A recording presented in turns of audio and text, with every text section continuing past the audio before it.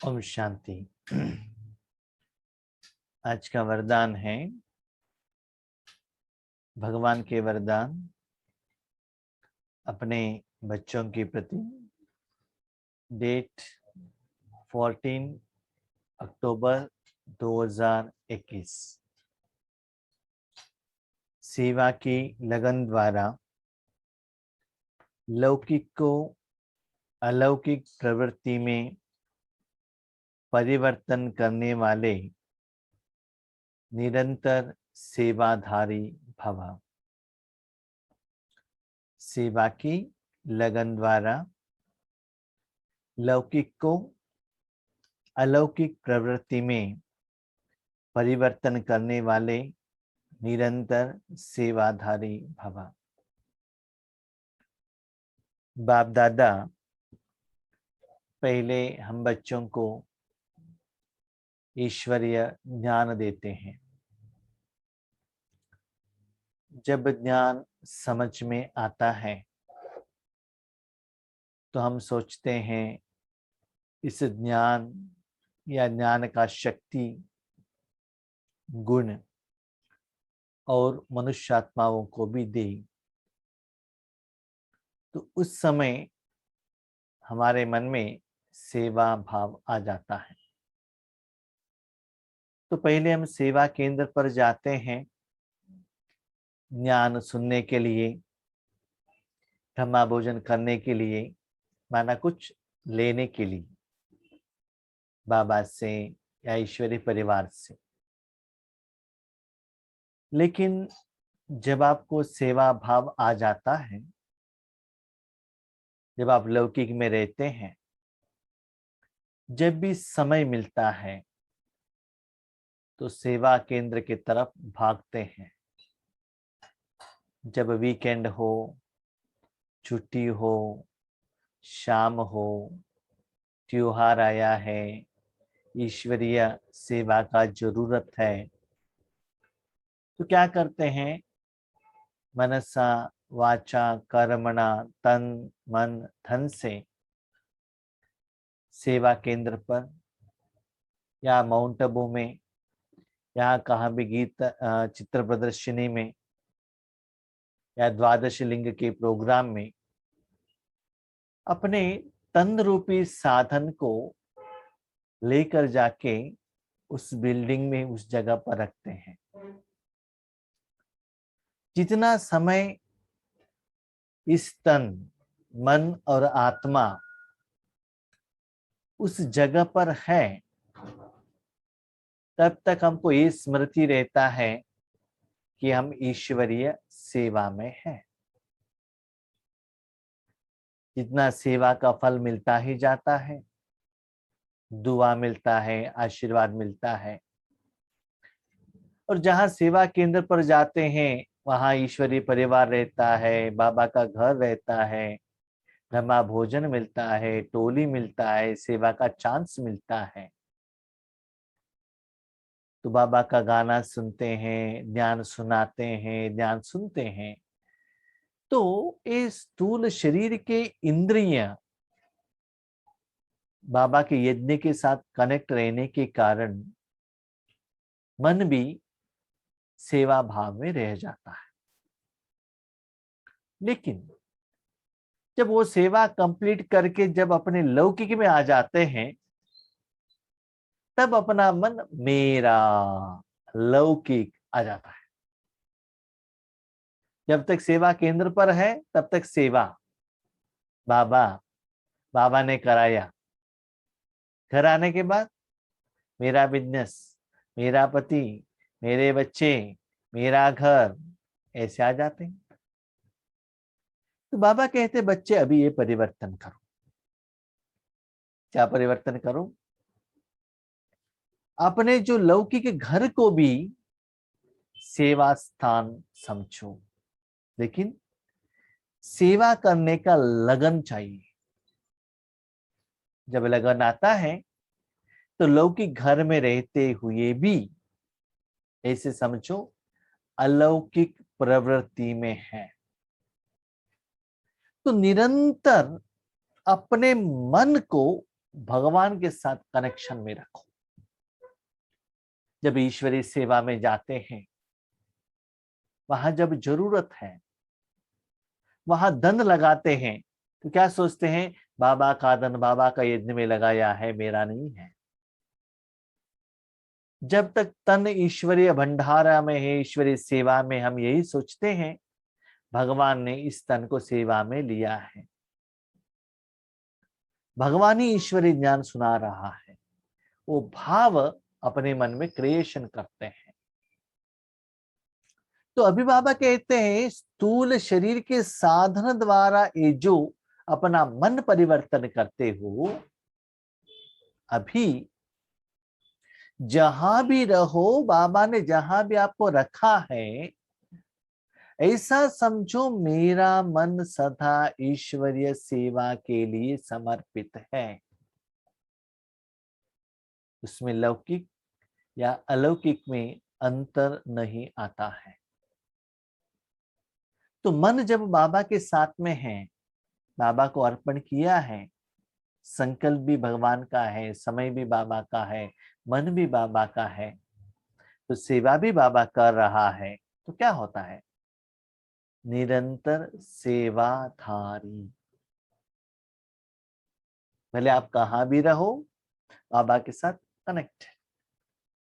और कभी कभी ऐसा भी होता है जब हम माउंट आबू में जाते हैं या ईश्वरीय सेवा में जाते हैं, जरूरत है तो हम लौकिक वालों से भी फोन से बात करते हैं, व्यवहार करते हैं, फिर भी उस जगह पर थोड़ा कनेक्शन रहता है कि मैं ईश्वरीय विश्वविद्यालय में हूं। तो वही मनोस्थिति को अभी घर में ही लेकर आओ। ऐसा नहीं ये स्थिति सिर्फ सरेंडर वाले ही कर सकते हैं, नहीं, मन से सरेंडर हो जाओ। जहां भी रहो आपका मन भगवान के साथ में है, और भगवान के प्लान के अनुसार भगवान वहां कुछ न कुछ ईश्वरीय सेवा कर रहा है। सेवा माना ऐसा नहीं कि किसी को आप ज्ञान दो और सेवा केंद्र से लेकर आके पॉम्पलेट्स दो, सेवा केंद्र में बनाया हुआ टोली दो, वो दो, ऐसा नहीं कि वो नहीं देना है। लेकिन जहां भी जाए बाबा ने आपको ईश्वरीय सेवा के लिए आधार, इंस्ट्रूमेंट, साधन, निमित्त बनाया है। जब सेवा केंद्र पर हम जाते हैं, भले झाड़ू लगाते हैं, ज्ञान सुनाते हैं, भाषण करते हैं, भोजन बनाते हैं, लेकिन कभी भी ये अहम भाव और मेरापन नहीं आता है। ईश्वरीय सेवा है, ये मनोभाव आ जाता है। तो ऐसे ही वहां जाने से जब वो प्रवृत्ति को चेंज करते हो, अभी लौकिक में रहते हुए क्या करो, अलौकिक प्रवृत्ति को मन में धारणा करो। तो ऐसे परिवर्तन करने वाले निरंतर सेवाधारी। क्योंकि हम क्या समझते हैं, जब माउंट आबू में है तो सेवाधारी, सेवा केंद्र पर है सेवाधारी, फोन पर ईश्वरीय परिवार से बात कर रहे हैं तो सेवाधारी। ऐसा नहीं, जहां भी रहो मन रूपी साधन भगवान के साथ में रखो। सेवाधारी का कर्तव्य है निरंतर सेवा में रहना। कर्तव्य माना आपको ही करना है। जैसे कि अपने बेटी को दान देना पिता का ही कर्तव्य होता है, और अपने पति का जो शव है, डेड बॉडी, उसको आग लगाना बेटे का ही कर्तव्य है। तो ईश्वरीय सेवा करना ये सेवाधारी का ही कर्तव्य है, माना आपको ही करना है, वो भगत लोग नहीं कर सकते हैं। जब अपने को कर्तव्य समझते हो तो आपको सेवा का आधार समझना है, न कि मैंने ज्ञान दिया, मैंने धन दिया, मैंने टोली दिया, मैंने पॉम्पलेट्स प्रिंट कराया, उसमें जो लिखा है वो मेरा है, मैंने गाना गाया, मैंने गाना लिखा, नहीं, सिर्फ मैं एक इंस्ट्रूमेंट हूं।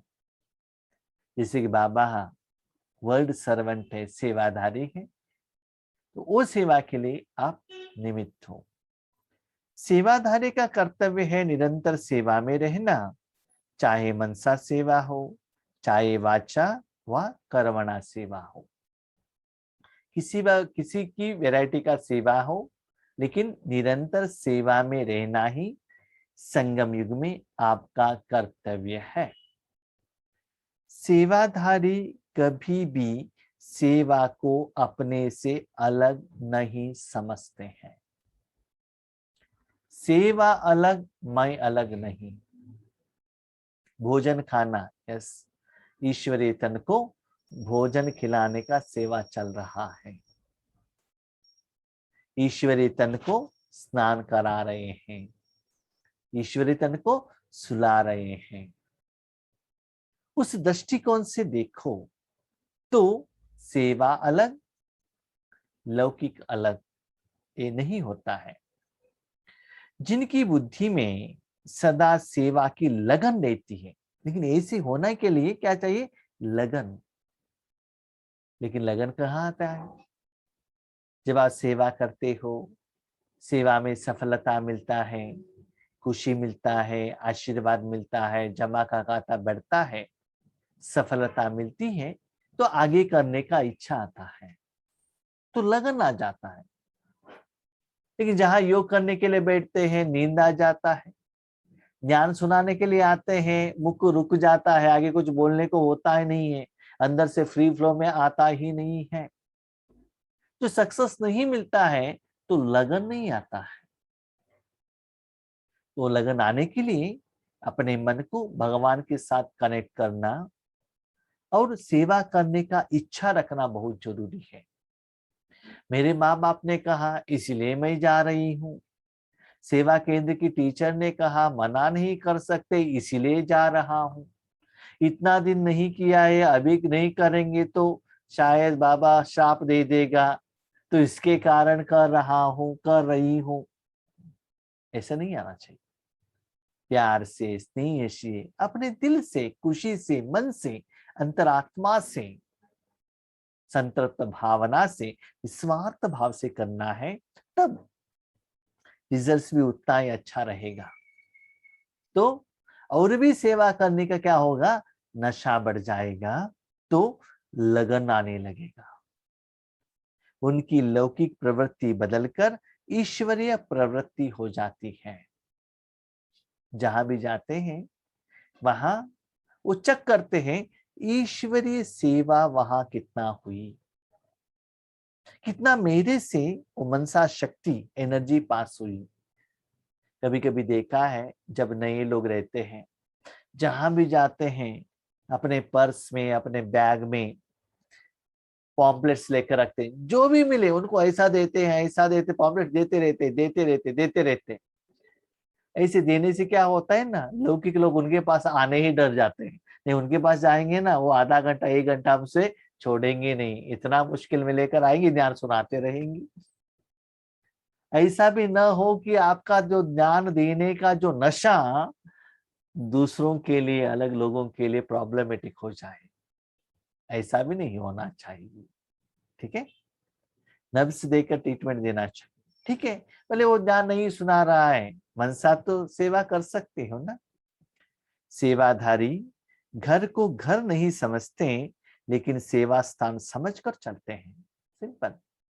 जब सेवा स्थान पर आप जाते हैं, निमित्त टीचर बहने रहते हैं, भाई लोग रहते हैं, क्या रखते हैं, क्या सोच में आता है? हम ईश्वरी सेवा में है, तो सिर्फ अपना ये परिवर्तन करो, ये मेरा घर नहीं है, बाबा का सेवा स्थान है। सेवादारी जो सेवा केंद्र पर रहते हैं, झाड़ू भी लगाते हैं, ब्रह्मा भोजन भी बनाते हैं, कपड़े भी साफ करते हैं, ज्ञान भी सुनाते हैं, टीवी भी देखते हैं, पीस ऑफ माइंड।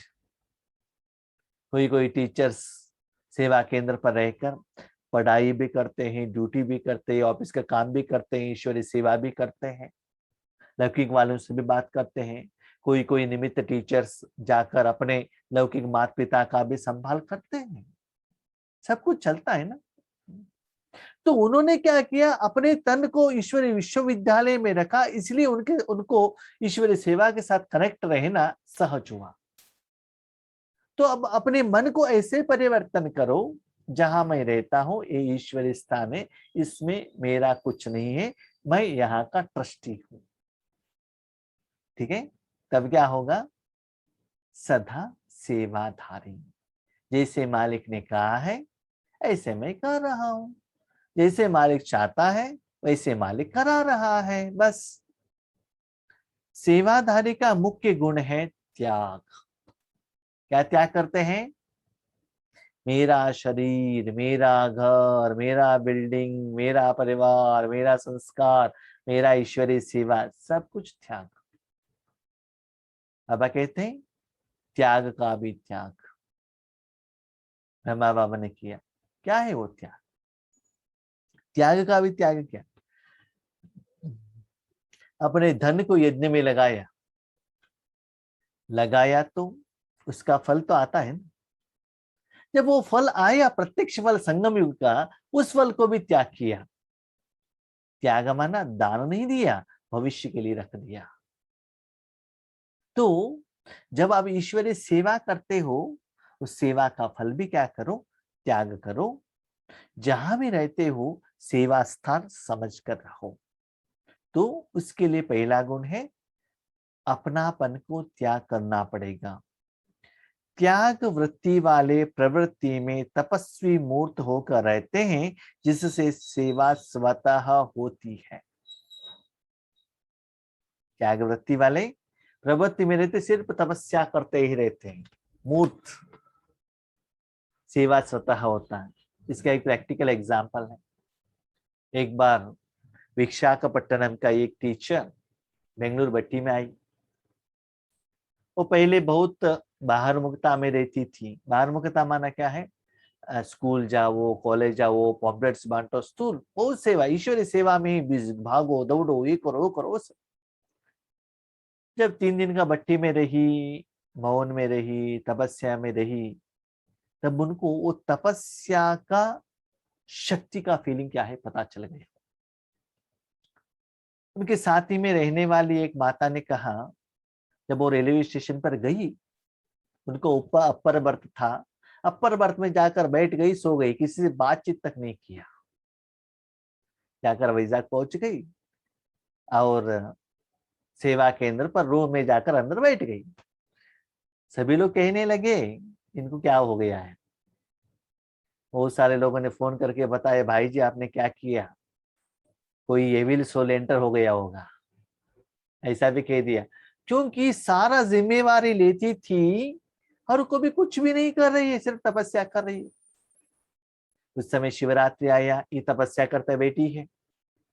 तो ऐसी सेवाधारी आत्माएं आ गए, कोर्स लेने लगे, साथ में रहने वाले आने लगे, सेवा होने लगा। इतना सुंदर बात। और बट्टी ऑर्गेनाइज किया, सारे अपने सेवा केंद्र के टीचर्स बहनों को बुलाया और सारे ड्यूटी को अलॉट किया और आराम से बट्टी अटेंड करने लगी। ये है तपस्या मूर्त स्थिति का प्रैक्टिकल एग्जाम्पल। माना जितना आप तपस्या करते हो, वो आत्मा जो निमित्त सेवादारी है, वो आपकी तपस्या के शक्ति के कारण भाग भाग भाग कर आ जाते हैं। और सेवा केंद्र में रहने वाले माताएं भी भंडारे में जाकर सेवा करने लगी, तो सभी को डिवाइड करने लगी। इतना तपस्या का शक्ति है। लेकिन उसके बाद slowly वो तपस्या का परसेंटेज कम होता गया, वापस पहले जैसी हो जाता है। तो ये करके तो देख लीजिए। हम क्या करते हैं, स्थूल में पहले करते, तपस्या बाद में करते हैं। तपस्या को आगे रखिएगा, जैसे फॉलो फादर। अंतिम समय में ब्रह्मा बाबा तपस्या करते गए करते गए करते, किसी से बातचीत भी कम किया बाबा ने, लेकिन सारा यज्ञ बहुत सुंदर सरल रूप से चलता था। तो बाबा कहता है बच्चे मन से ही तपस्या के शक्ति द्वारा भगवान जिन आत्मा को जो प्रेरणा देना चाहिए, प्रेरणा, संकल्प, डायरेक्शन देकर अपना काम कराता है। हम क्या करते हैं, नहीं नहीं बाबा से मुझे लेना है, मुझे उनको कहना है, नहीं, सिर्फ मन उनके हाथ में दे दो, तन उनके हाथ में दे दो, वो करेगा। ये प्रैक्टिकली करके देख लीजिए। ये न केवल ईश्वरीय सेवा में, लौकिक में भी ये काम हो जाएगा।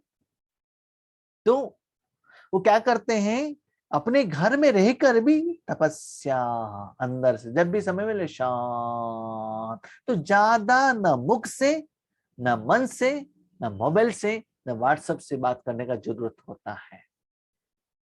तो वो आत्मा आगे बढ़ते बढ़ते अपने लौकिक घर में तपस्वी मूर्त बन जाते हैं। तो उससे सेवा स्वतः होती है। सिंपल।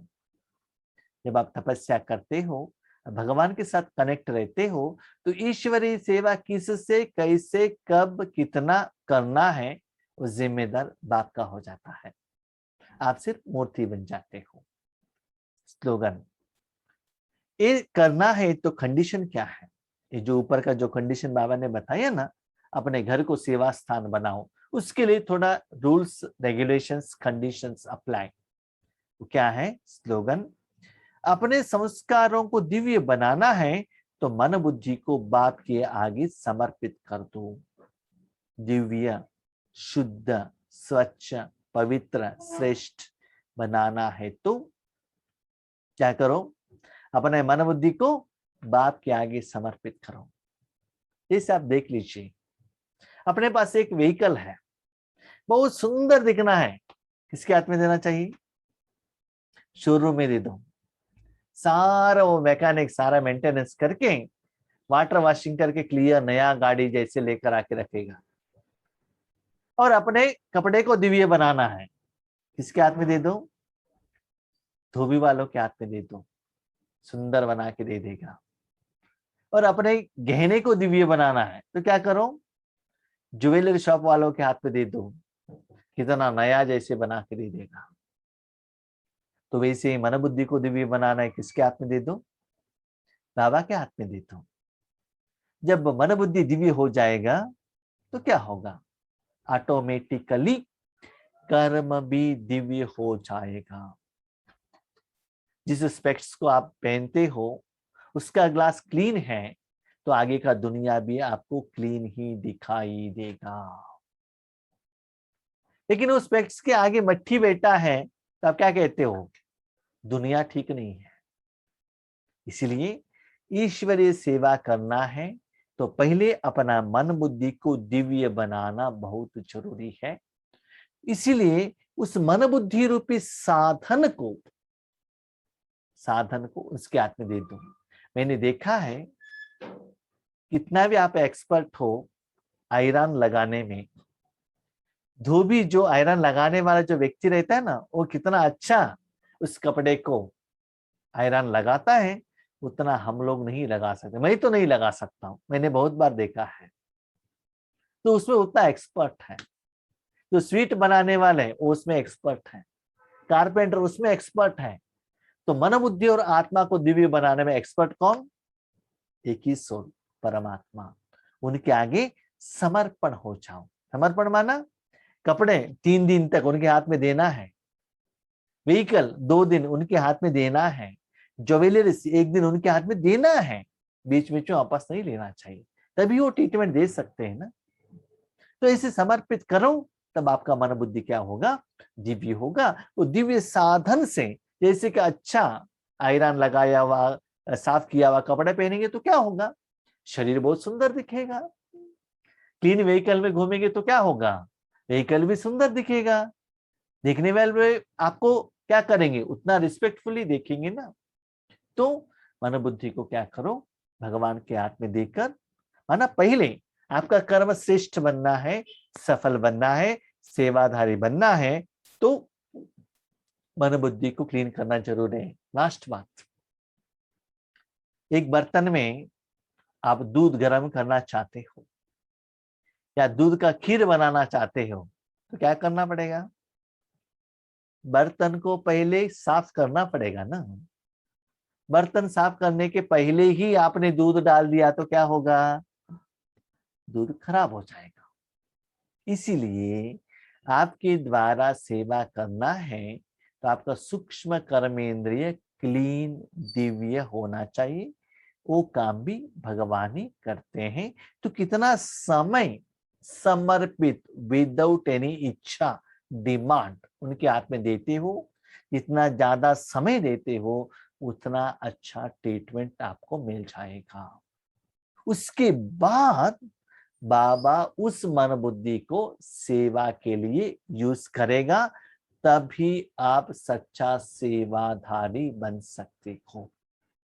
ठीक है, अच्छा, Om Shanti. Thank you Baba.